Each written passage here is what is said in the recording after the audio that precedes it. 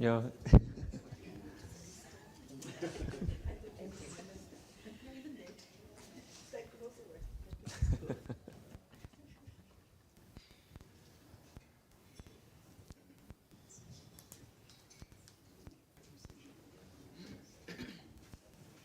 Karolgo, can we just at some point close the door? Because it's going to cause, like, if people are taking coffee, that's going to make it. All right.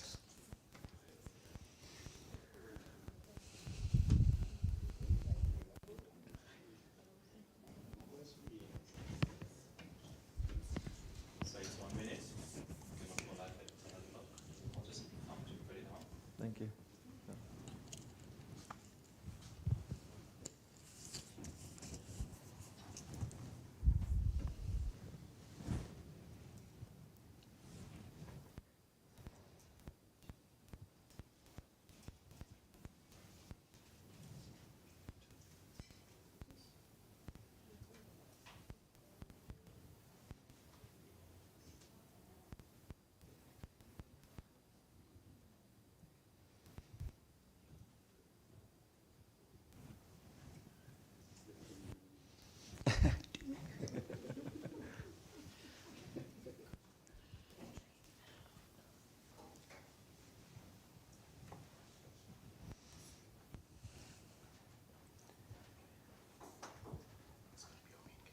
Thank you so much. Yeah. Thanks. Good morning, ladies and gentlemen.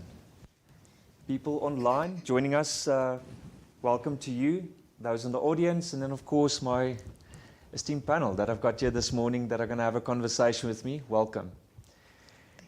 Welcome to Regenesis, and more particularly the School of Technology. So today we're going to be talking about immersive learning, specifically bridging the skills gap with next-gen technology. It's for me personally, a very exciting topic to have a discussion about, and I think we're going to have a really good discussion amongst you guys today. So just real quick, with the School of Technology, our vision is to create the next generation of technology leaders. And we want to become one of the foremost technology schools, not just in South Africa, but the world. We talk about a global approach, local but also global. So very excited to have you all here. I'm going to do a quick introduction just for the panel. My name is Nicholas Kruger. I'm the CEO of the School of Technology. And to my left here, I'm going to start on this side and move that way. Nonkwanda Borato. She's the head of learning and development at Rand Mutual Assurance with over 18 years experience in banking and insurance. She's known for her strategic learning initiatives that drive employee performance and fosters continuous growth. Welcome to you. Thank you. Next up, we've got Kafilwe Agonbo. She is the learning and development manager at Shell. With over a decade of experience in energy and the finance sector, she specializes in aligning impactful learning programs with corporate transformation focused on BBBEE compliance and organizational change. Welcome to you. Next up, we've got Butaki Lalele. He's a learning and development lead at Bridgestone South Africa with over 24 years experience in sectors like petrochemical, FMCG, and manufacturing. A certified coach and HR leader, he's also the founder of Dreams Made Possible, driving personal and organizational growth. Welcome to you, sir. Then we've got Gonswe Madumo, Group Head of Talent Acquisition at PG Group and a Rising Star Award winner in 2020. With over a decade of experience, she leads transformative talent acquisition strategies across banking, energy, and FMCG industries. Welcome to you. Roxanne Porter, the Regional Head of HR, Africa and Global Head of Culture and Engagement at UPL. With 15 years of HR experience, she is an expert in organizational design, diversity and fostering intercultural communication, driving change and engagement globally. And then last but not least, Michelle Charlie. She's the learning manager at Air Liquide with nearly 20 years of experience in multinational organizational across oil, industry, mining, and engineering. Her expertise lies in aligning corporate goals with employee development across Africa, the Middle East, and India. Whoa, that is a very interesting panel I've got here today. And I'm just really excited, to step into the questions that we're going to be covering today. But first off, before I get to the questions, how important is bridging the skills gap? I think what we see today, there's an acceleration in what technology is doing in various industries. And as people go about their daily lives, they actually miss how quickly things are changing. So it's very important to discuss this. What's that disconnect that we've got with skills? Are people developing them quickly enough to stay abreast with what's happening with technology? And we're going to be discussing that today and going into some of these specific areas. So first off, I want us just to kick us off with the skills gap. I think, just for the audience today as well, we need to have an understanding of what is meant with the skills gap. Now in South Africa, we've got a rapid rise now in AI like the rest of the world. There's data science, automation, all of these buzzwords that we've got, and it's actually been going on for quite a while. It's a decade now where, data science and, AI is only recently, everybody's talking about it now, but it's actually been at the forefront for quite a bit. I said it, people are going about their daily lives, not understanding what this impact is going to be in their lives. So what is your sense of the skills gap in your specific area of expertise? And what's missing? What's driving the gap in your sector? I'm going to open it up to the panel. We've got 2 mics in the middle. You can pass those around. What are your thoughts? Who's going to get us going? I'll get us going, thank you. I think the skills gap depends largely on which industry and which organization we are referring to, but it is bigger than all of us, and the challenge is bigger than all of us.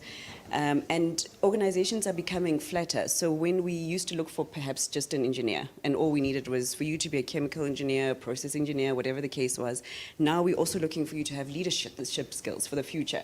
We're also looking for you to be able to have a greater diversity of skills to take us into the future, and a future that we are sometimes aware of and know well, and sometimes a future that we are not particularly clear on, but we need you to be adaptable and capable of taking us there. So it's a different type of mindset of an individual. And I think that's the greatest challenge, because even when we put an advert out, we can't tell you all the other things. We can tell you so much of what it is that we're looking for, but we are looking for so much more than what we write on paper. Definitely. Thank you for that. Yes. Like putting up my hand. I also feel like a minister this morning. But to add on to that is that, in companies, the reality is you own your own development. There's a big gap between what government says, the SETAs, Sectoral Education Training Authority, says, listen, we require this in the industry to succeed as a whole. And then organizations set their own targets. And then you must drive your own development, right? Already that's a gap, because how are you going to remain relevant if you're owning something that's beyond your control? The second thing is, I'll speak about the oil and gas industry specifically. About 50% of experts, when I say experts, engineers, drilling, the hardcore operations, in 2030, they'll have to retire because most of them are over there, 45 and above.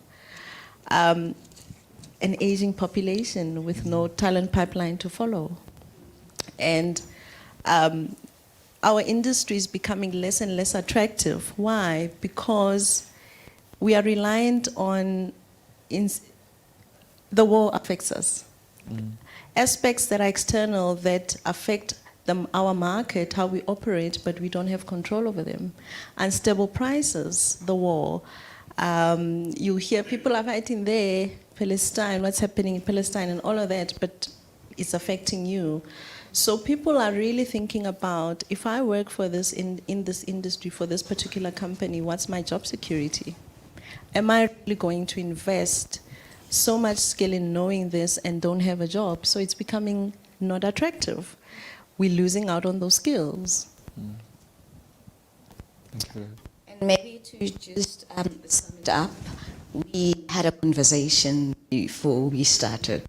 And I think one of the things that intrigued me was how we even thought about young people, the youth that are not employed, and they have technologies at their fingerprint. Now, you said something to the effect that AI has been there for a very long time. And we all know that you can be able to learn anywhere and everywhere. There are tools at your fingertips that you can be able to ready yourself for, so that when you come into the workplace, there isn't so much that needs to be done. You can even be able to bridge the gap, sitting at home while you're searching for the job. There are so many gaps in terms of the kind of technology qualifications that we need in South Africa.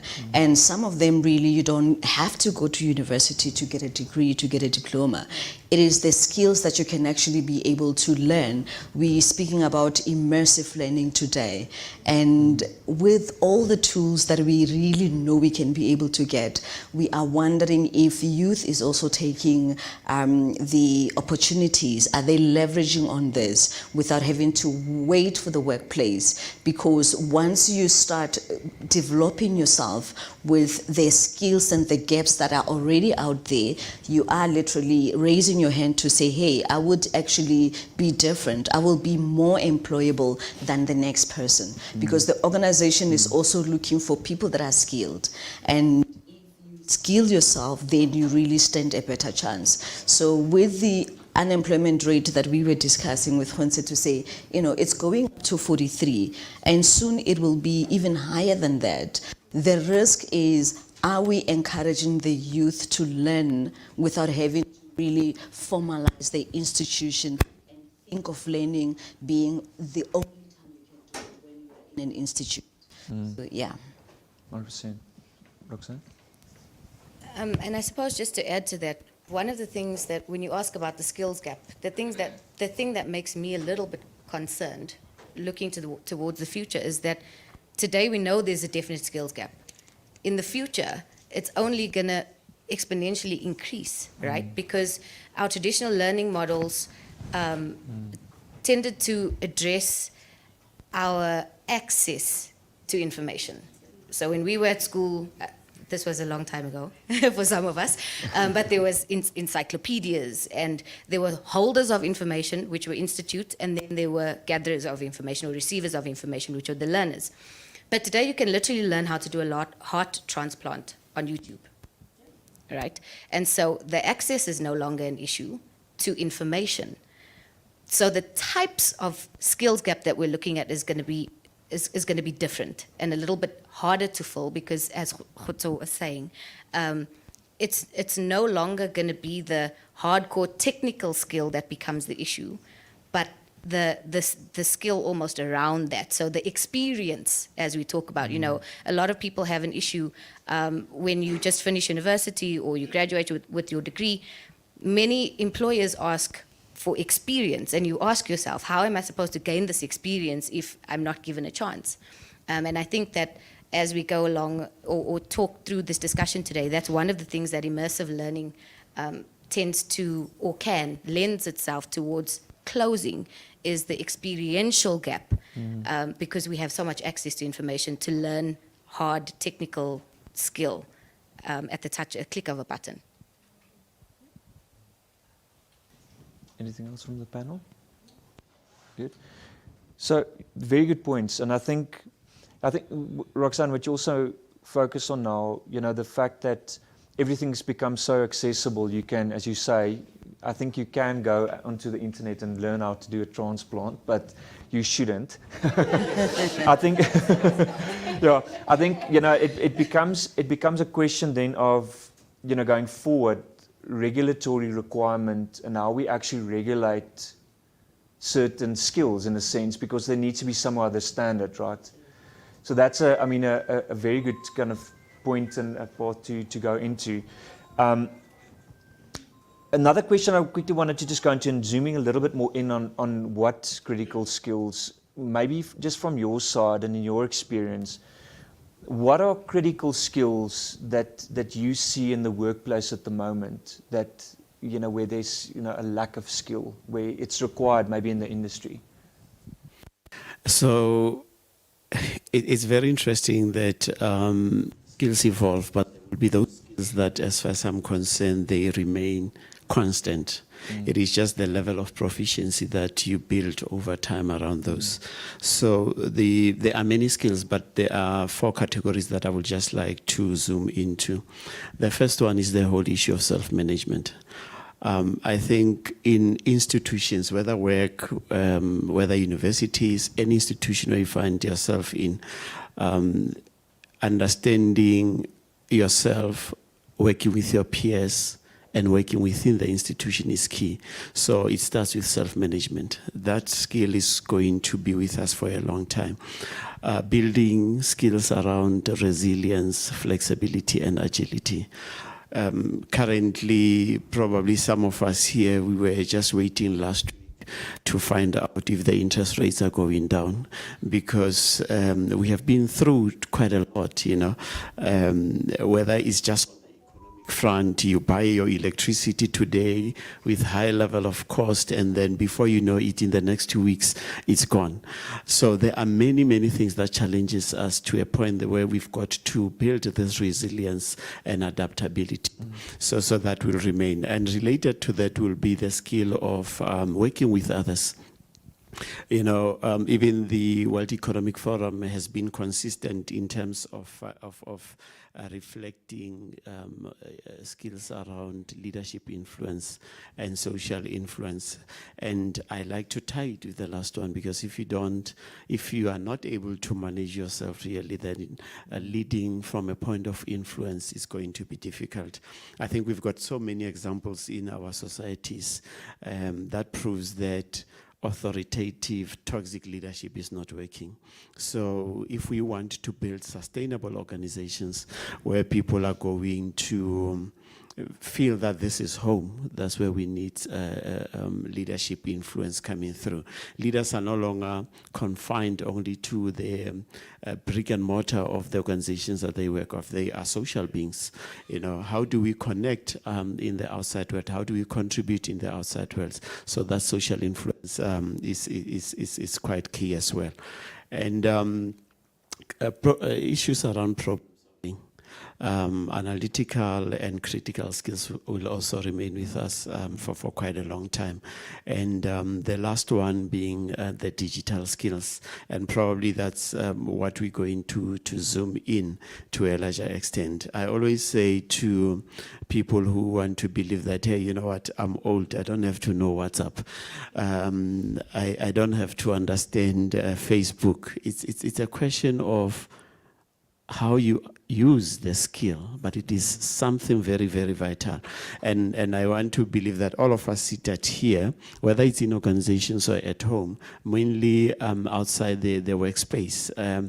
It's paining to see a person, especially young, go into an ATM and they don't know how to use it. So digital skills will always be with us. And we are seeing that even in the organization that I work for, and maybe we'll talk that to a large extent, the focus that we are now putting on building technological literacy is quite important. 100%. Roxanne, do you want to go? Just to add on to what my colleague has just said, I think if you look at it from my perspective in banking and insurance sector, we're obviously big on technology. We operate off it. We use apps. It's what we live off. Customer centricity depends on it and how we're showing up to the customers. So it's a big narrative, and you've touched on a lot of the critical points that I wanted to speak to. So without pining those too much, but if you look at things like data mining, data analytics, digital dexterity, those are future skills. And as we've said, I mean, because of globalization and all the technology advancements that we have, it's become an everyday thing. So for me, it's almost like linking back to the basics. I mean, we have all so much information at hand. ChatGPT as an example. Just the other day, I was in a course and I discovered just what ChatGPT can do, because I was limiting to when I just want to create ideas, etc. But there's so much more. So I think we need to start understanding the technology at hand. I think it's very important for our educators as well, from your education systems. I mean, you could start at high school, moving into tertiary, etc., to start building those skills. But more importantly, start linking to then how does it become practical in the workplace, or in roles, because roles are also ever changing because of the technology and the AI. So I think it's also a lot about how do we then bring in that practical element. When we speak about, immersive learning, you're now talking about your augmented reality, your virtual reality. It gives you that practical exposure right there and then, which is absolutely amazing, but can't always be scaled because of pricing, etc. I'm sure we'll get to all those things. But I think the practical element, and then to add on to what was said earlier, in terms of the evolving workplace, there's also a need for us as leaders to have certain soft skills, your emotional intelligence, those are critical. Leading teams, you influencing people on a daily basis, how you show up as a leader is critical. And so if you don't have those soft skills to be able to motivate and navigate that people have a life outside of work, they come in with emotions, with so many other things. So I think those soft skills are essential. Thank you. Roxanne? I think just to add to that, I think I read a statistic somewhere that said by the year 2050, 80% of the jobs that we, as we know them today, will have changed. And I feel it in my day-to-day now already. It's HR as a function has moved from being kind of the personnel department, right, where it was almost a post box of administration. We trained you, we paid you, we hired you, we fired you. To a place where data analytics is a key part of my day. In order for me to understand what's going on in the organization, I need to understand how to firstly generate the information that I need, and then how to analyze that, what resources I have from a technology standpoint at my fingertips, so that I can get a view before I make a decision that will drive my decision. So I've already changed me as a professional from when I started work to today. I can only imagine how that's going to change over the next 10 to 15 years. And so the ability to use technology, to understand it, to understand how to use the insights that you gain from technology is imperative for the future of what work looks like. Thank you, Roxanne. Yes? I mean, I talked about the fact that it is critical skills and what you require are really dependent on the industry. And I mean, we have an interesting challenge in the PG group, given that we are the leaders in glass manufacturing. So when you're the leader and you're looking for talent, it becomes quite interesting, because you've got to make certain compromises because we have the largest glass furnace. And so if you're going to look for somebody with that skill, you're never going to get somebody as excellent as you might get internally. So we have an imperative then to reskill and to upskill within the organization to develop people for the future, but also bring in people and be willing to invest in those people. And then we talk retention and all these other things.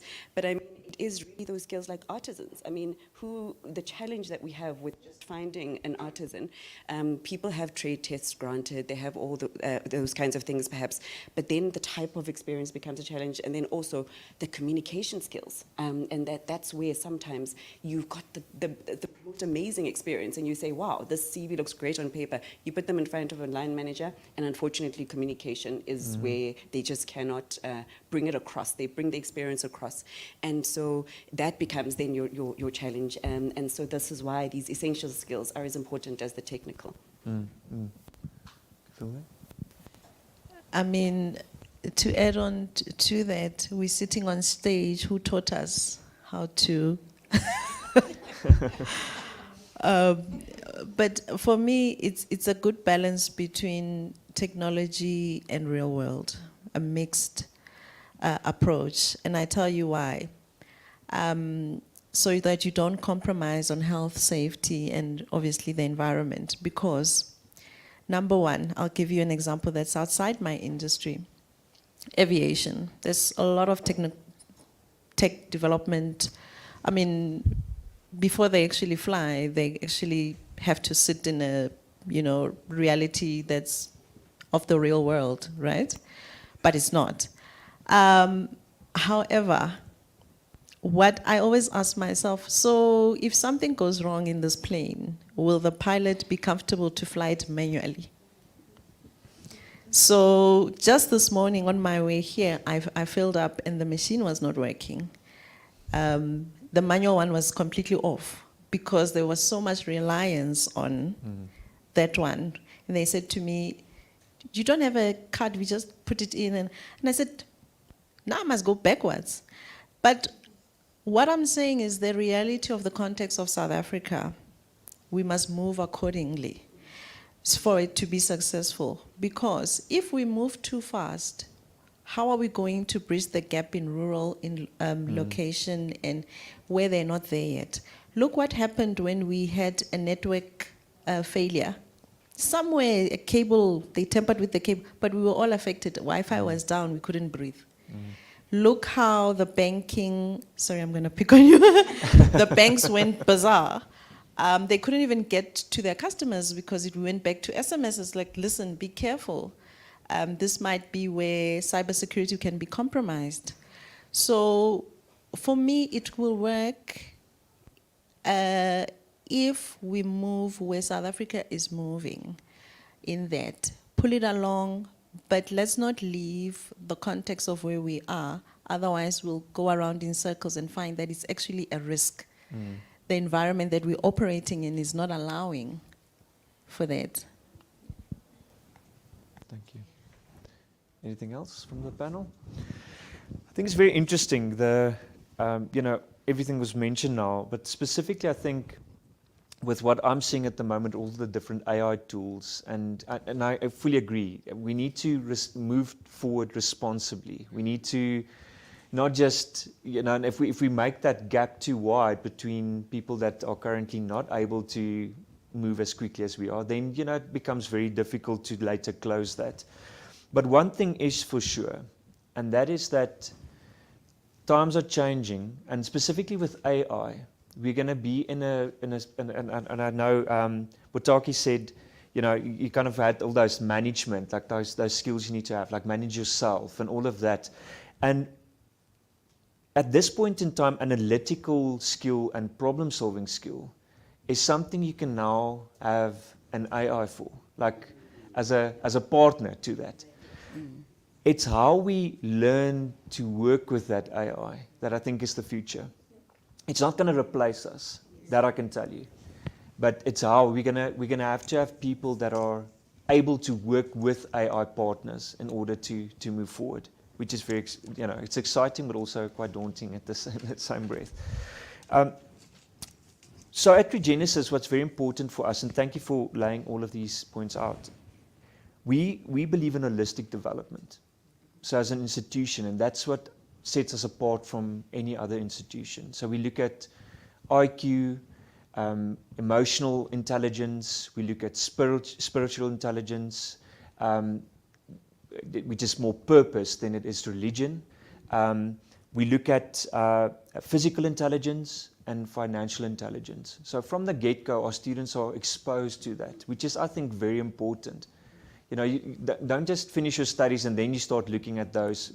Let's start building that from the get-go. So next up, I wanted to, when we address the skills gap, what is the responsibility of business and education institutions in order to tackle this problem?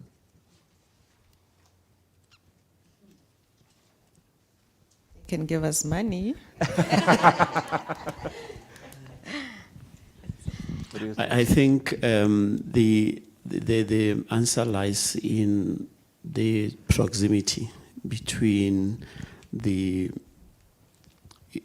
institutions of higher learning and organizations, because if that does not happen, I'll stand here and say, you give me graduates that I have cooked, and you'll tell me that, but you never informed me what is it that you want. So that is why partnerships, whether it's in terms of forums or organization to an institution, are becoming so important. So it lies in the conversation, but that conversation cannot happen in a vacuum. It goes to what Roxanne said. You know, we have a lot of information. We've got reports, we've got data, and we need to bring it forward. From a talent space, we've got what we call workforce planning. You know, some organizations are working on scenario planning. We need to bring that information, distill it so that it makes sense to institutions of higher learning, so that you can determine what is the best way in which you can transition that into classrooms. Not only classrooms, but also classrooms in terms of your undergraduates as well as your postgraduates. But there is also partnership in terms of curated programs that we run together, and those programs should be able to speak to where we are. So I believe that it takes the conversation between these players. Thank you. Yes.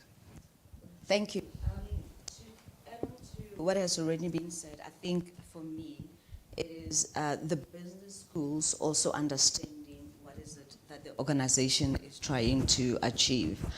A lot of times you realize that when you look at what has been curated, it's more on the knowledge. If you take somebody into the classroom, they will hear, they will listen, they will be able to recall, and that is actually only 10% out of the 100% of what has been done. And even if you were to incorporate the movies, research has shown that still the recollection will be only 50%. And the minute you bring in the simulation into the classroom, then it makes it much better. And we spoke about it, your virtual reality, your augmented reality, where a learner is able to sort of like be a protagonist in the whatever they're learning. And I'll give you one of the examples. Somebody spoke about, you know, flying a plane, and I was really surprised. I've watched the movie, and I think when I watched it, I didn't watch it with the intent to understand what the message was. And the guy who landed the plane in the Hudson River, and he did that successfully. And later on, when he was asked how he did that, he said because he has gone through the simulation before and it worked. And one of the business schools that I have worked with as well before would always come into the workplace and say, how do we get to simulate what the program is about so that you are be able to get value out of it? If somebody needs to feel that they're there, then it makes it easier for them. You mentioned, you know, performing surgery into the augmented reality. You know, things like those. Of course, we won't go to that extreme, but think about something like where the decisions are being made. You're not only developing a learning material that's going to teach me how to make decisions, but you're going to create a scenario that is augmented, that it will make me feel like I'm sitting there at the board and I'm part of the decision making. And the contextualized intelligence that's needed for you to not make a decision that does not consider other business value chains. So for me, that's where I feel that the business schools can be able to bridge the gap. Do not take off the shelf and get to say, we are a business school, you know, this is the modules that we have. Do those modules speak to the businesses? Is it also have looked at what is changing? Does it look at the present of the organizations and the future of where they need to go. So if that is taken into consideration, then not only are you giving a solution that academically the business would have not thought of, but in practice, the company would be able to give you, so that you can be able to, give a very robust learning experience. So yeah. Thank you, Michelle. Roxanne? I think at the risk of echoing what's been said, I think partnership is absolutely key. Because if you look at any academic mode of learning, you learn the theory, where to find the information, and how to learn, right? But when we're looking at the world of work, or in the organizations that we work in, there may be a need. We've spoken about some of those things in terms of emotional intelligence, self-mastery, those kinds of things. But it's in the partnership between academics and corporate, where if we were talking about immersive learning, AI, virtual reality, what do we put into the virtual reality that is actually simulating reality? And so we have to get together, hold hands, so that we can create learning experiences for both students and employees in corporate, right? That we have to relearn, unlearn and relearn some things. So we need to hold hands so that we're ensuring that what we are curating or creating as learning learning institutions is skill that can be translated then into the working environment. Thank you. Lukwanda? And just to add, I think we all aligned, colleagues, partnerships, yes? Partnerships. But I think it's also quite important to not forget the stuff that's also worked. I know it sounds old school when we start speaking about learnerships and apprenticeships and all these other things. But the purpose of those programs was to do exactly what we're talking about. Let's link the theory to the practical. I mean, learnerships are a passion child for me, because I get the opportunity to empower people with a qualification, at the same time bring them into the workplace and start to show them what they are studying and how it links into the real world. So those are equally important, and I think then the partnerships between business and institutions, academic institutions, will assist us in tailoring. And also not forgetting, because of the changes that we're having in technology and roles, we can then inform institutions on future skills that we require as organizations. And the academic institutions can start helping us solve for that futuristically. So if we start looking at our grad programs, are we informing academia to say, these are the future skills in this industry, be it oil, be it insurance, etc. So I think that partnership is important here. Wonderful. Thank you so much. Yeah, much has been said, and I think we also need to think about the culture of learning. Because I think when we go to varsities and we go to technicons, etc., you're there to learn, you're forced to learn, it's something that you've got to do. We almost do it begrudgingly. But it's a culture of learning that we also need to instill in people, that you will forever be learning. Yes, you've got this qualification, and yes, we've certified you in this, but you will forever be learning. And I think the change and the shift that needs to happen is that the theory needs to leave the lecture rooms, because I can learn the theory on my own. I can even, maybe get a book to read itself to me, or whatever the case is. But the reality is that if we are debating ideas in lecture rooms and thinking about that, that's the immersive learn. That's where people can actually really learn. But also I think STEM subjects, we cannot not talk about that, because the importance of STEM in our country, and just the lack of that, is something that we are going to suffer if we don't solve for that. And I mean, I saw a video on LinkedIn where a barber was cutting someone's hair and measuring, the fade and whatever, using mathematics.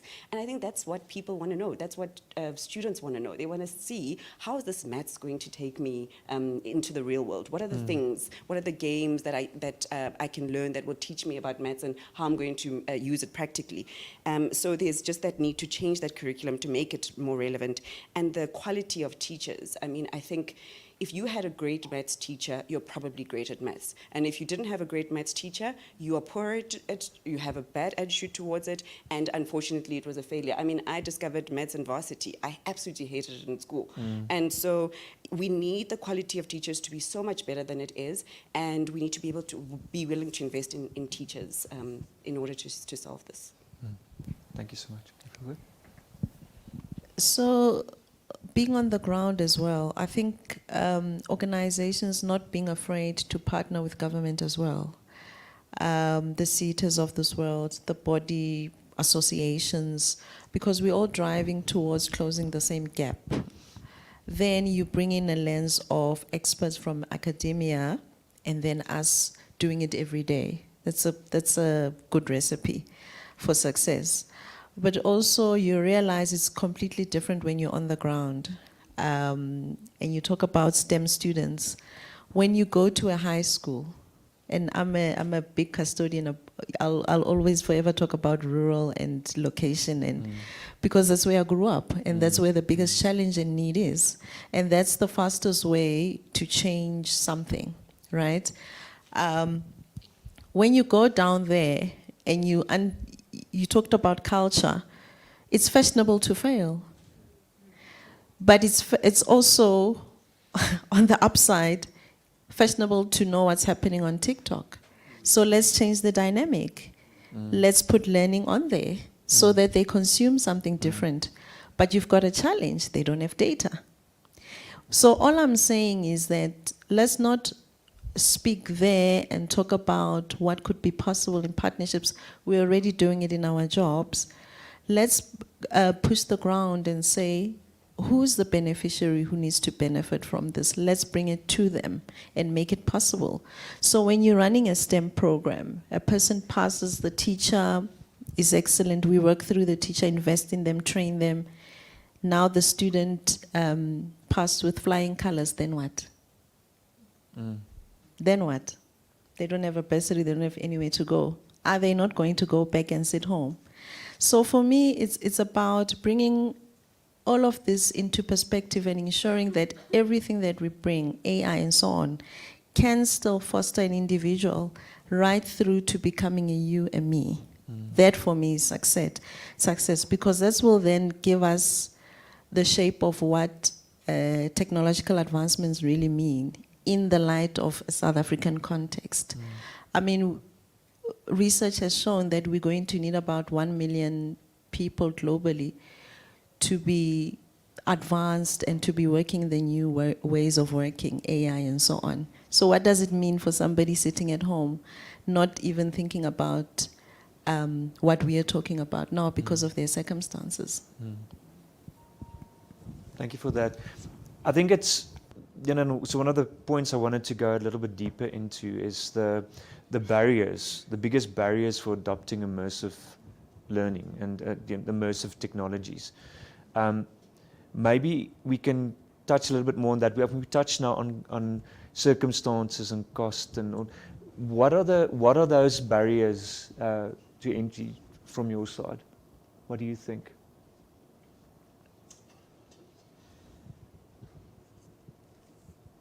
Maybe just as a beginning, the business case, I think that one is not an argument, just to put that out.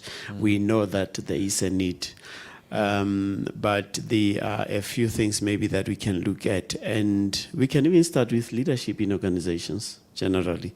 That's what I'm saying. The business case is quite clear. It's not a problem. So getting leaders across the line on the business case to understand, because what follows after that is the cost to invest, and the two are interlinked. So yes, we did a particular case study in the organization that I was going to work, that I'm working for, and just for us to get the visual reality glasses was going to cost us 11,000 per set. And here I'm talking of franchise stores, 220 of them across the country, with more than 1,000 employees. Okay, so it does not necessarily mean that you need to buy glass for each one of the employees. Yes, they can share, but the cost of investment in that it's one of the barriers. Then the other point that I came across was the other role players, like the unions. They sometimes understand the value of technology in learning, But the question is always, what next? Because the fear is from learning, then it goes into jobs. You know, the point that you made earlier, Nicholas, about AI not going to take people's jobs. And I think that's one thing where we need to really invest more effort, more time, more resources in educating everyone, all stakeholders around it, so that we can we can increase the chances of adoption of this process. The other, maybe the last point that I can just mention, which I think was said, was the question of access to data. Because most of the service providers that I spoke to find that you need access to data for you to download or to get access to some of the tools. So as an organization, as organizations, you decide whether you build that infrastructure so that your employees maybe can access a technology on the premises, download it if they cannot do it at home. Or service providers also come up with ways which talks to accessibility, issues of accessibility.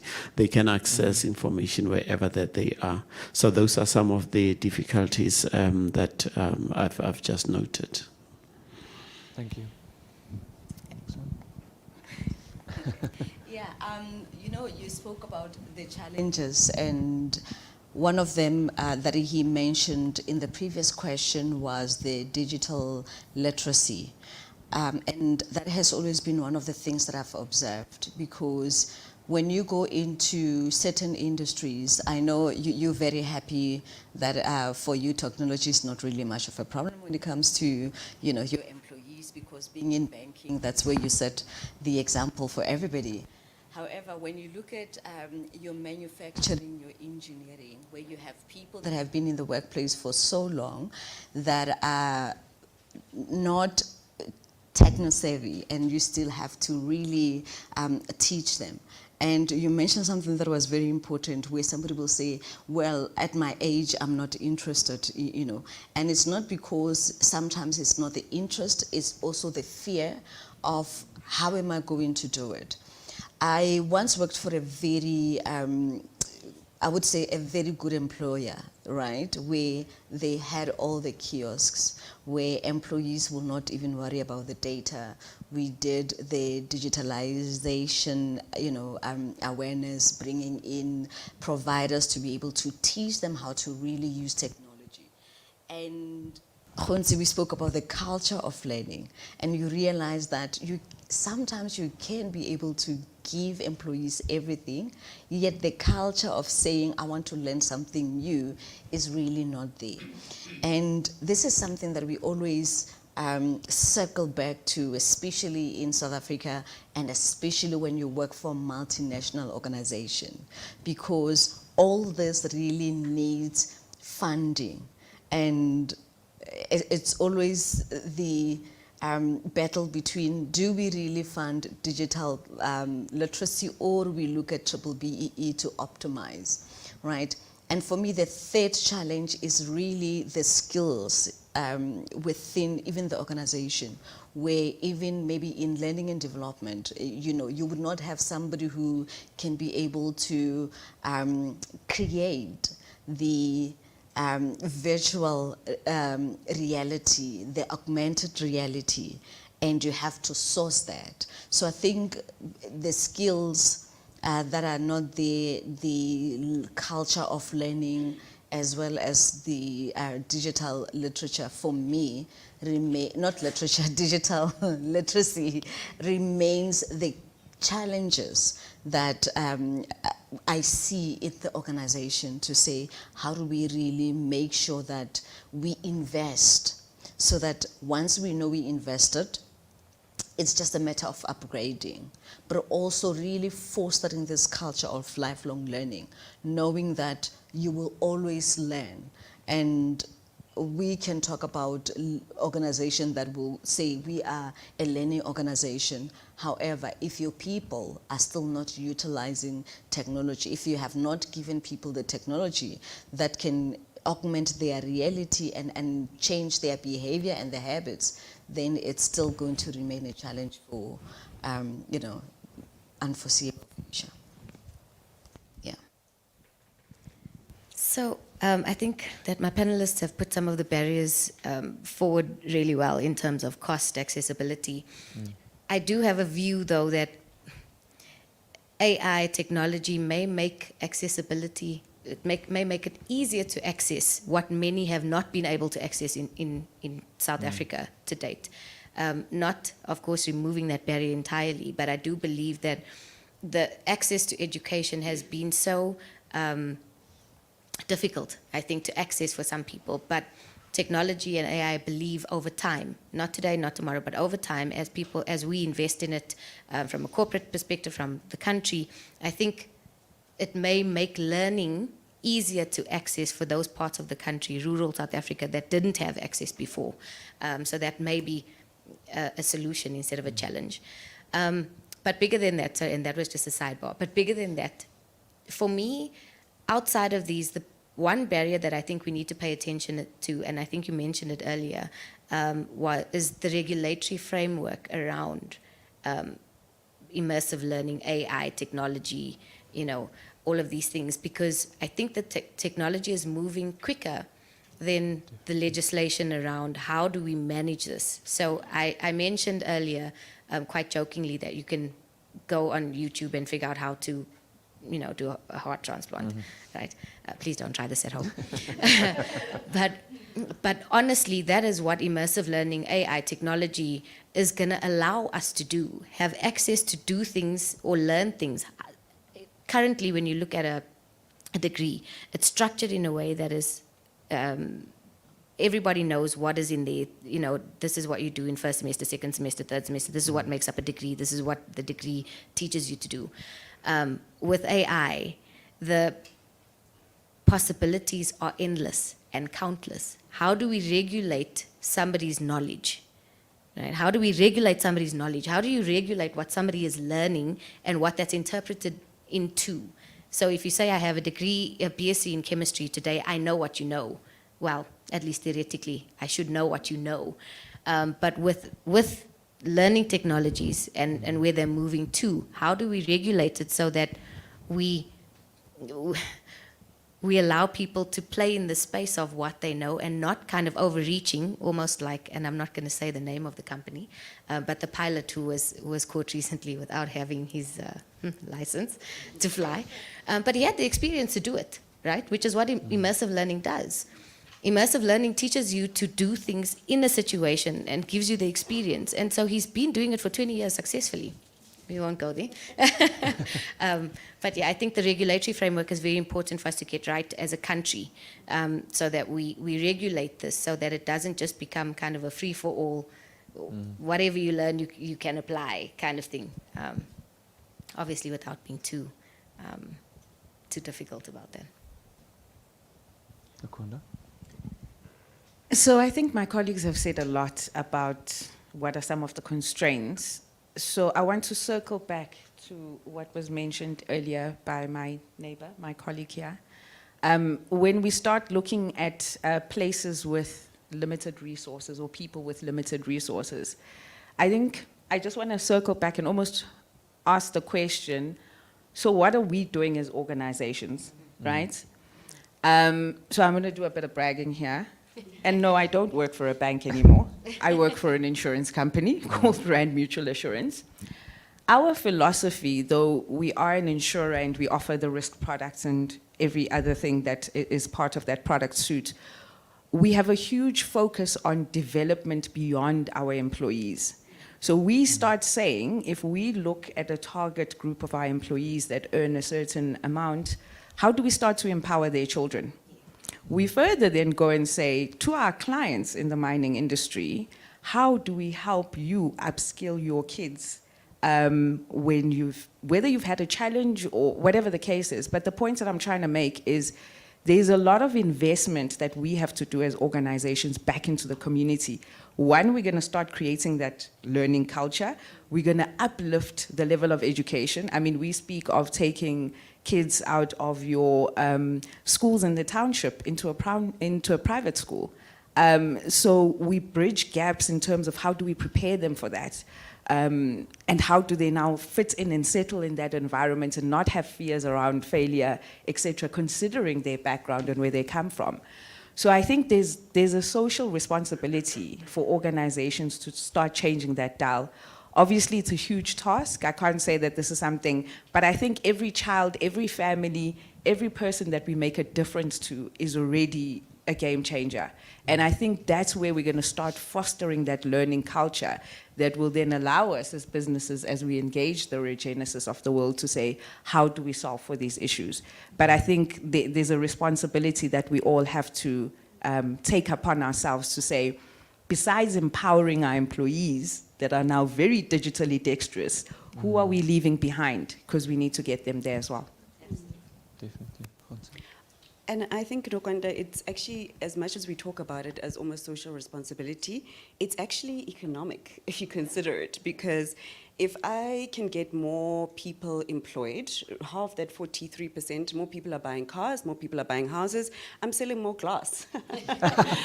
So it really is economic. And I always try to get my line managers thinking along those lines, especially when we even talk about transformation and hiring women and hiring youth, is that this is an economic imperative. The more employed they are, the more money we're going to make. That's the bottom line. And so we've got to also get comfortable as organizations to train for beyond ourselves, beyond the company, beyond the industry.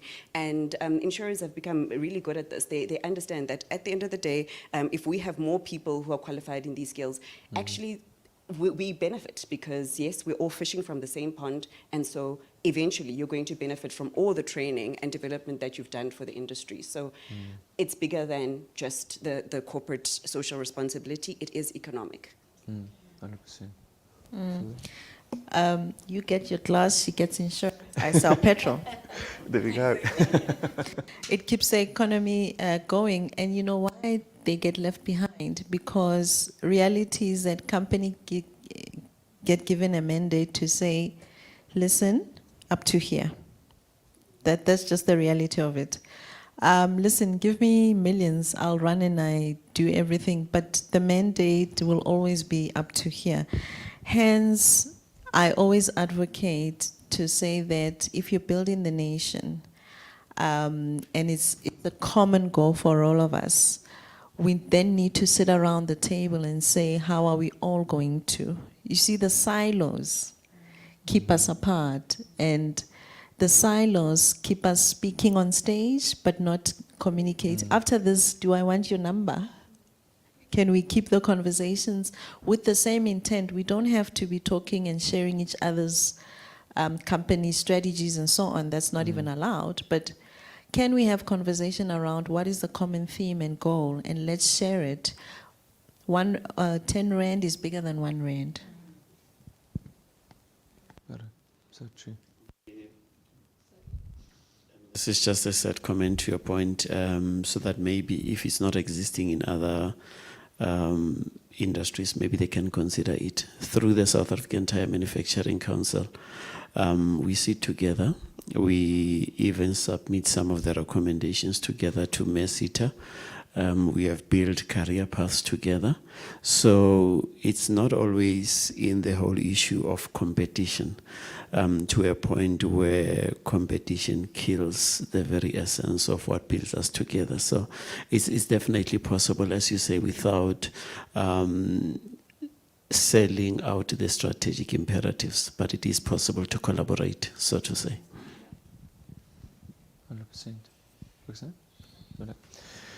So, thank you so much. I think those are all great points, and I think, I myself really believe that with technology, you can change our youth. You can uplift the country. I've seen it myself, and you can do that relatively quickly with technology, and with the assistance of AI, even more so. There's currently a lot of talk about, I know, what's the company, Duolingo, for instance. Duolingo, everybody knows the Duolingo app where you can learn different languages. Their founder and CEO is now focused on making Duolingo an AI tutor. They've already, like, they've got AI in it already and algorithms running in that, but it wants it to be a fully fledged AI that can teach somebody. That's a, and I mean, there's a very interesting point. If you've got AI becoming a teacher, and it's a good teacher, then you can take that teacher anywhere. Obviously, there's risk there as well, but that's also just a very interesting point, and how we can accelerate. And maybe I can learning. just add to what you said. Just to go back to the example that I gave of the 200 stores across the country. The reality of organizations, and probably my colleagues can attest, the reality of organizations is that we continue to be expected to do more with less. The structures are becoming leaner and leaner, but the demand in terms of output continues to grow. Now, the reality of where I am standing is that with this 1,000 more employees that needs to be accessed to be trained, only 2 trainers. You cannot afford to have 2 trainers from Polokwane to Joburg to Free State to do. So you need something that is going to bridge that gap, and that lies in technology. And not only bridging that gap of distance, hotel costs and all those things, it's also about putting this learning in the hands of the learner.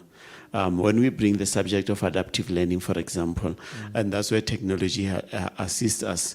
The fact that in organizations we say tomorrow, hey, we've got a communication skills class that is running. People in this room, we are at different levels of our communication proficiency.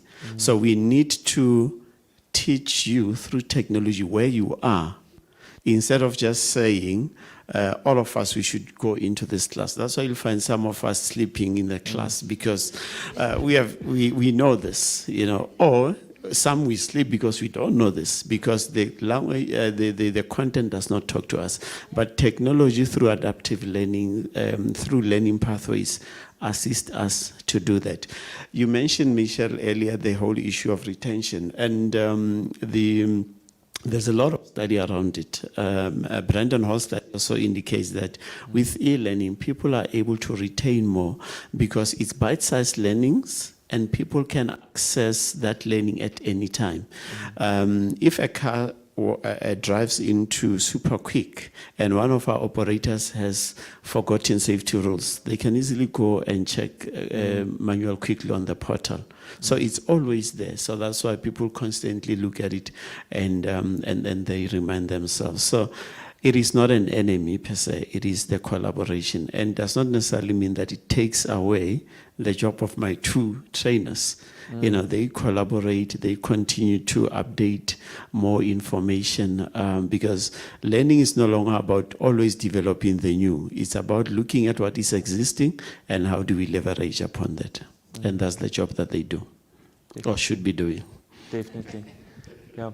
It comes back to my point that I mentioned earlier with now the 2 trainers. I think going forward is going to be a collaboration with AI. You have to. It's going to be a different way of teaching, and we're going to have to adapt to that. All right, we've gone past 11 o'clock. So what I want to do now is I want to quickly just give each of the panel members here an opportunity to just from your side, where do you think we're going with immersive learning? Where are we going with these new technologies? What is the future? What does it look like in your view? I mean, we can, you can take it back to multiple areas. Like, for instance, your AI is something that's very accessible at the moment. You can grab your phone, quickly download. There's multiple tools that you can download at the moment. Whereas something like VR is, if you want proper VR, it's expensive. It's, so there's many things to kind of consider. But just from your side, where do you see this going? immersive learning with these new technologies? Michelle, we can start with you. Yeah. So I see it reimagining learning, looking into the future. We have spoken quite a lot about the classroom getting 10%, and with the augmented reality or virtual reality, being able to retain 70 to 90%. And I see, we spoke about agile, I see people really being agile and being able to learn even outside the scope. And I see us really narrowing the gap in terms of the skills gap, because when you get to use those tools, it means you're not only learning in your path and upwards movement, you can learn across. So for me, it's optimistic in terms of what the future holds. However, we have to utilize the future today so that we don't always call it the future, because the presence matters the most as well. So yeah. Man, I think that that's a nice jump point, because the future is now. Yes. Right? And that's exactly what we're saying. The future is now.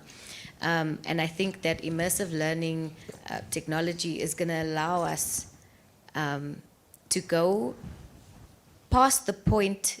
So it's going to go past the point of traditional learning. When I say that, I mean we're going to have quicker access to effective knowledge. So knowledge that we are actually using, and that speaks to all parts of the whole human, right? So when you meet a person, nobody is just a chemical engineer or just a mechanical engineer. There's a mechanical engineer out there that likes design or events coordination or is a DJ, right? And so I know that I'm going a little bit sideways with this, but learning, or the access to learning through technology, is going to allow us to explore different parts of our being. And if I think about where I believe the world of work is going to in a couple of years, I honestly believe that we're going to be contracting knowledge of people and not contracting employees that are owned by a company, right? And so immersive learning and AI technology is going to allow us to train the different parts of us that we are passionate about, that make us all different. But the future is now, and we need to start taking advantage of understanding how technology works, so that we can become, or that we can partner in a responsible, sustainable, scalable way. Well said. It was red now. I don't know what technology that is. Yes. In the energy space, I see it doing wonders, bridging making inclusivity alive. Because in a very male-dominated industry, you are now allowing people with disabilities, women, to be part of. I give you an example. Drilling is very manual, right? Drilling, managing a rig and all of that in our space. It allows us now to be able to do it, or even contain oil leaks better. So health and safety also becomes a bit better, because you also have analytics and data that helps you predict even better. But going back to inclusivity, now you can have women, people with disabilities in the past who could not be part of the industry, being able to be trained using technological advancement and also managing it where they are, right? Also allowing the industry to change. I mean, energy is becoming a topical thing every day. We haven't had load shedding in a while, but the reality of, yeah, no, I was actually trying to remember when, but energy holistically is becoming an issue in the sense that oil prices are affecting us. Renewable energies needs to come into play. Biofuels, how do we get into that? And it's through technology and looking at what works best from a cost and a balance perspective, because you also need to do it responsibly in the country, right? And that's where the role of technology comes in, but also having to be able to create new types of jobs. Because when one talks about the Asian population or the older, we call them the older guys, but older in the sense that experience, right? You and you coming in as a new chemical engineer, I've experienced that. And you find the guys who've been there in a very male-dominated space, and they, you know, you're trying to change things, there's resistance. But however, when you start creating new types of jobs that are less so manual but more enjoyable and relevant to the diverse experience that people have, you take away the fear as well around job losses. Because who's going to maintain these systems? Also have a break. They also have where they need to be maintained, upskilled, and all of that as well. They have to learn as well. So you create a new way of the economy changing into and fostering into development in its whole entirety. And then South Africa will now compete on a global landscape a bit better. We'll move away from being a risk country to being able to actually even share, like countries such as Zambia has done in collaboration in terms of biofuels and all of that. But it is because of the basis of technology. How are they even able to communicate and share those learnings? So that's how I see the future coming about. Thank you. Khonse? Yeah, I mean, as an industrial psychologist, my dream job, which is probably, I don't know how many years away, but it's teaching robots on emotional intelligence, because I think that's where we're going. We're going to have lunch with our robots, and that's what we'll be doing. But the opportunity for us to export skills with and skills exchanges with purpose, right? Because right now we're just witnessing a brain drain, but we could be doing it with real purpose and a plan, and bringing our people back and having skills transfers and all of that. That's the opportunity that lies ahead for us. And I mean, if anything, immersive learning and all of this opportunity is engagement, it's accessibility, it's really targeted learning, and there are no limits to the opportunities here. There are things that we haven't thought of that are really, available to us through these technologies. So yeah, the sky's the limit. Thank you. Okay. So interesting that Khonse speaks about the robots and emotions, because and to your question about the future, I think we will continue to see more development of apps, for example. And the challenge from us as individuals and learning will be to say, how do we ensure that we select the right apps for the right purposes? But the type of feature that I also see is, again, the issue of collaboration. The reason why I started where Khonse ended is there are hotels already that have tried to use face recognition as the patriots are coming through the hotels, but some soon realize that the visitors do not like that. They still need a person who stands there. I can just imagine myself. I'm one of those people that I can, especially from a male perspective, go to a counselor, speak my heart out and stuff, and I don't see myself standing there and hugging a robot. I would still need a human being, you know. So what I'm saying is that high tech, high touch. The two are still going together. The last point in terms of human being, and maybe I might be speaking to myself, but neuroscience has already also shown that the act of writing, physical stuff. I struggle with Kindle. I've got it. I've got a few books there. I can highlight, I can do all those things, but I still need that physical room with books and write. So both of them will coexist as far as I'm concerned. But I'm not sure about the speed of evolution in terms of how technology is going to go.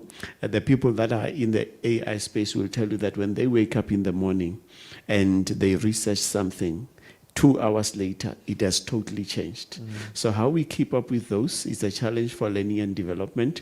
That is why I believe that we just need to understand the interface between the learner and the learning content and provide the right modalities as far as blended learning is concerned, so that people can continue on the culture of continuous learning.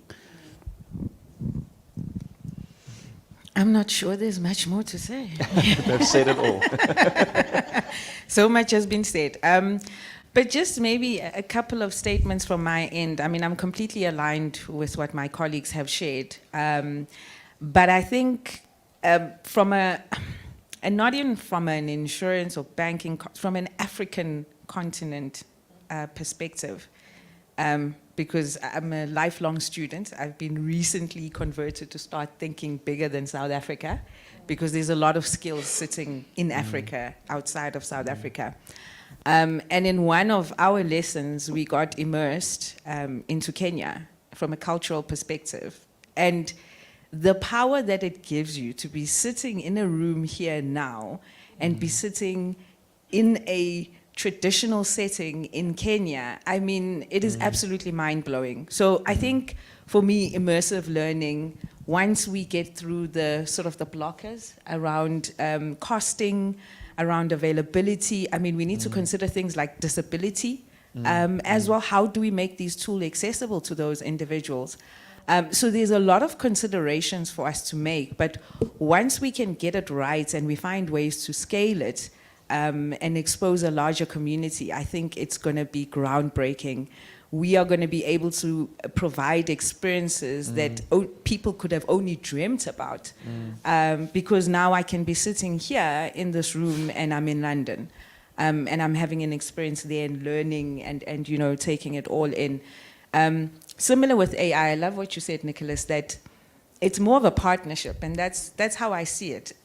As I said in the beginning, for me, I almost use it as a thinking partner, if I can call it that. I have an idea, I put it into AI. What do you think? Could it get better? Can you throw me some more ideas? And then I continue to formulate that further. So I think it's those two things that are quite critical, but I certainly think it has a place. I think it can empower us, but we need to be able to embrace the change, because it is scary. So there's a change element to be done for all of us to be able to get to that point. 100%. Thank you so much. Just such interesting points, and thank you, everyone. I think just to summarize, what is very important is that the technology is here.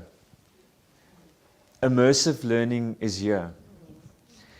The technology is going to advance quicker than we can think. It's already doing that, and we've seen some, like everybody, ChatGPT was it last year? Now it's old news, because there's other tools that are way more powerful than that. I think what I've heard is that so collaboration, partnership has come up quite a bit. But I think one of the big important things here, we need to think about the youth. We need to think about responsibility. There needs to be responsible growth, responsible transition into these technologies and how we utilize that for learning. And I think then the sky is the limit. I'm glad to see that South Africa is also, for a long time, the longest time, and if I say the longest time, I mean I'm talking in technology terms, it's not that long. South Africa didn't really have any regulations around AI, but there are steps now being put in place to put that in place, proper policy around that. And I think we should never go away from that. There should always be some or other regulation. It's great to have, all these ways in which you can learn and all that information, all the knowledge that you can access, but we just need to make sure that we access that responsibly and that we use it responsibly going forward. Thank you so much to the panel. What I'm going to do is we've got some time left, and I actually want to just open up the floor to our audience here. If there are any questions for our panelists here today, you're more than welcome. The team are going to assist you. Just put up your hand and then ask your questions. So firstly, thank you to the panel. I think all the points you made were really great. So I'm happy I didn't have to go to ChatGPT to get all that information. So thank you for that. So I guess the first question I have, and really just to say thank you to all of you to firstly acknowledging the context of South Africa. You've made a lot of great points around we need to move forward, adapting with technology, but at the same time, be aware of our circumstances. So I guess just a question across the panel. I know you've touched on it as being barriers, but considering that, yes, we are sitting in this room, but there are townships, there are people who do not have access to this immersive learning we're talking about and technologies. And I know, no wonder you did kind of mention how it's being done within your company, but are there other initiatives that businesses and a normal person can do to kind of uplift and kind of bring us to the same level? So that's just the first part of my question. And the other part of my question is around, because again, Nwanda, I think you kind of brought Africa into the picture, but how are we comparing to, I guess, other African countries and also just globally in how we use technology as part of learning in organizations? Thank you. Open to the panel.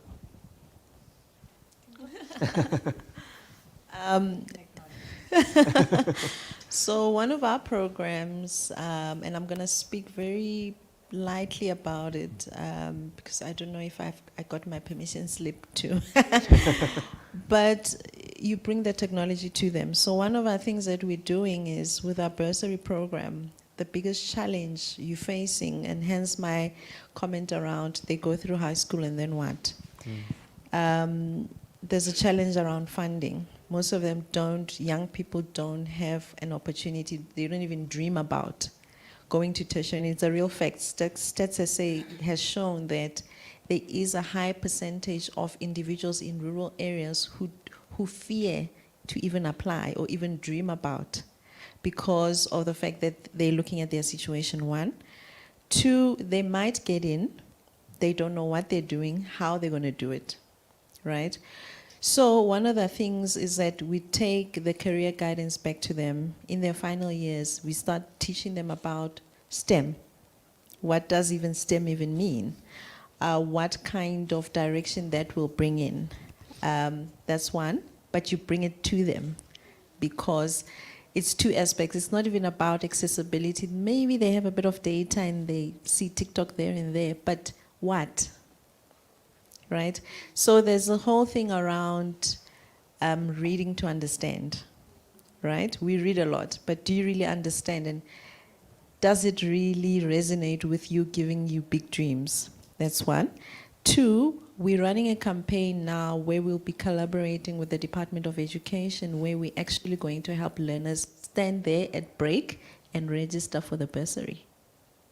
And actually give them an opportunity to say, this is what university is. Do you know? Do you try and let's see? So one of the ways, and hence my comment around money, right? Bring it to them.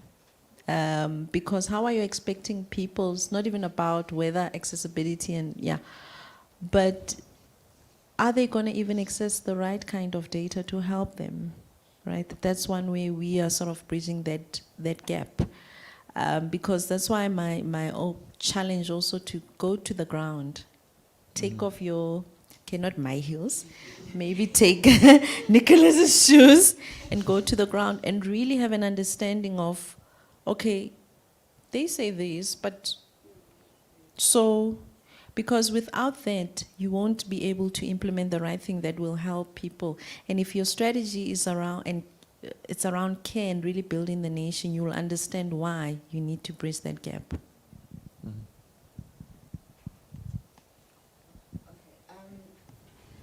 Your question is very important. And it made me wonder if we really are doing enough. You asked how we compare to the rest of Africa or other countries. And as I was preparing for this talk and going through, immersing myself to see what is really out there, I found out that some universities abroad, they even have this immersive learning where if you choose a university, you literally can be able to feel like you're there and see what they're offering. And to your point, imagine if we also looked at the socio-economic development, where this is what we invest in those places that we find hard to get into, where somebody who does not know anything about engineering they can literally just go into augmented reality and get to see the different types of engineering that they can be able to choose. So yes, we talk about the collaborations between the business schools and the organization. And I think over and above, the Regenesis of South Africa should also look at how they bring the business and the government together to really create the spaces so that whatever it is, and I know we would have limits, but at least starting somewhere would actually really be beneficial. So, yeah. And just to add on what has been said, I think for us as organizations, we also need to look at what's available. There's a lot available. I'll speak into the insurance sector. We have in CETA, which is absolutely brilliant under the leadership of Gugu Mkhize. Even in my previous roles, I've managed to get funding from them to specifically target rural areas and build entrepreneurs and build apprenticeship programs in those particular areas. So I think it's also about exploring what's out there and having these conversations and sharing the insight that, look, you know what, I've leveraged from 1, 2, and 3. How could you utilize it in your sector? So I think adding on to the academia side, government and business speaking, I think we also need to be very open and understand what are the opportunities in our respective fields that we can start to utilize to get that learning to those areas that are previously underprivileged or would not have that resource.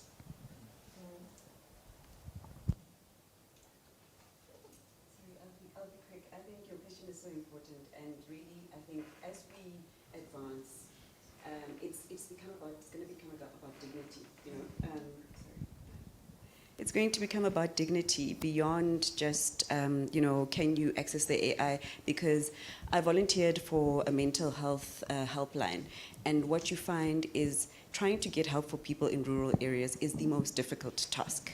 They have to go to a hospital, they have to then wait for a psychologist to be available. Maybe they're only there on a Tuesday or a Wednesday or whatever the case is. And if our people are not well mentally, how are we then going to expect them to learn and be willing to continually learn and in order to keep pace with other countries and other environments? And so it is about dignity. At the end of the day, this is a question of that, and I think this is why it's so critical to get it right. So I don't have an answer for you, but I think that it is an imperative to get that right. Great, thank you. I hope that answered your question. Great. I think we've got time for one more question if I look at the time. Is there anyone else? Yes, if I could make a comment. Good day, everybody. My name's James. I'm part of the teaching staff here at Regenesis. And I want to go back to the conversation we had about the linkages between business schools and tertiary institutions and industry and commerce. It really hasn't worked very well. And it's been spoken about a lot, but not much has been done. And I would like to propose a partial solution to this. And I'd like to extend an invitation to the eminent companies represented on the panel this morning. Why don't you invite a Regenesis lecturer to come and spend 2 weeks in your organization, to walk through your value chain, to understand the nuances, the challenges, the complexities, the case situations of what happens inside that. That person could then scoop out this information, systematize it, sanitize it, obviously, because you can't, there's information that certainly should not go into the public domain. And then it can be delivered through our training programs, our courses, our degrees, in a much more vibrant and tangible and up-to-date way. And this gives a very powerful power-to-weight ratio because that multiplier effect is so much more efficient. It doesn't solve many other problems, but it does help to get that link between industry and commerce on one and the business schools. Obviously, we're up against the Council on Higher Education, but it does help to get the immediacy of what the real problems are in the workplaces. Thank you very much. Thank you. Great. Thank you, James. That's it. Anyone wants to comment on that? I was going to say, works both ways, right? Why don't we invite you, and why don't you also send an email to say, hey, invite us? I had one business school say, hey, do you guys mind if we actually visit you on your career days? And I thought, oh, wow, that's something good, because a lot of companies have career days. And on these career days, we would have institution, and it's about the relationships that we would have, forged with those business school. So if we do not also get, hence I'm saying two-way, anyone from Regenesis, we will. It will be, who do we have on our list who's always available? So I think we spoke about collaboration, and the biggest take out of this is that sitting and hoping to be invited is not going to help. We need to also reach out. For example, if we know we have an issue that we're facing, we might say, hey, Regenesis, this is what we have. What have you done? So let's keep the conversations going and the collaboration so that we, work together. So, yeah.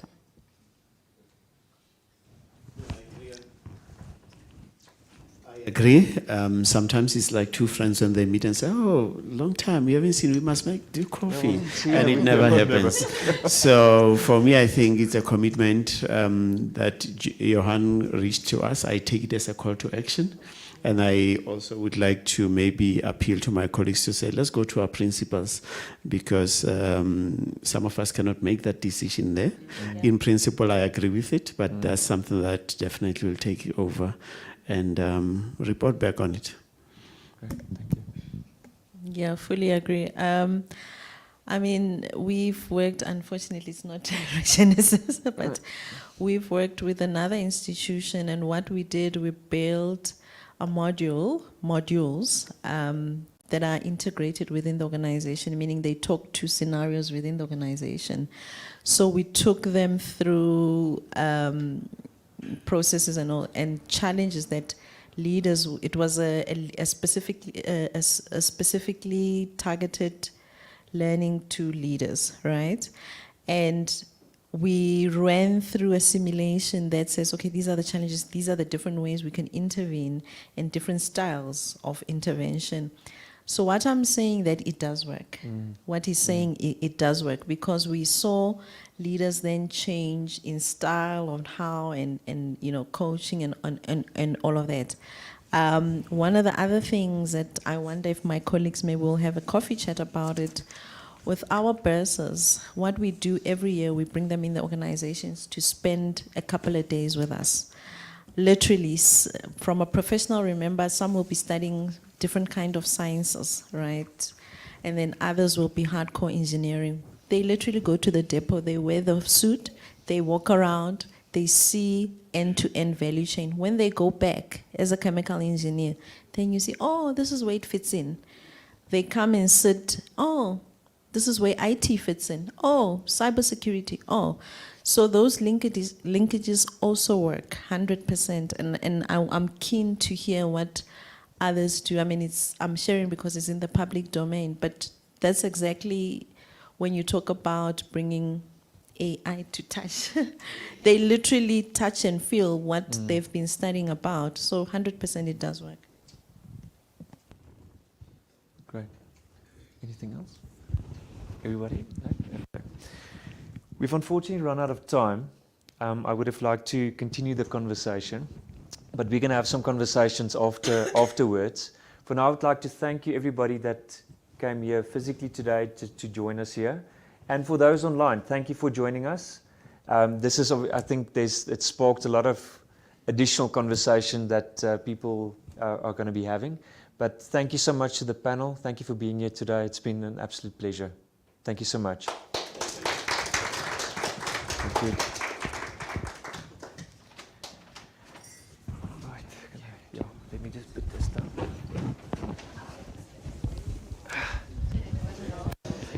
Righty. They don't have names on them, eh? No.